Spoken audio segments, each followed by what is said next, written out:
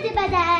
أبشع، فلترحل أنت وتتركها إن شئت عروقا لا تقطع، فعلى الأسوار نهايتكم لن نقبل رزقا أن يقطع، ويلا لكم من هبتنا لن نرضى كلبا في المركع، خنزير عشت وأنت بها فارجع للغرب على أربع، سنعود نجاوز نجفتكم ونعود إلى الوطن الأوسع، من غزة أول شعلتها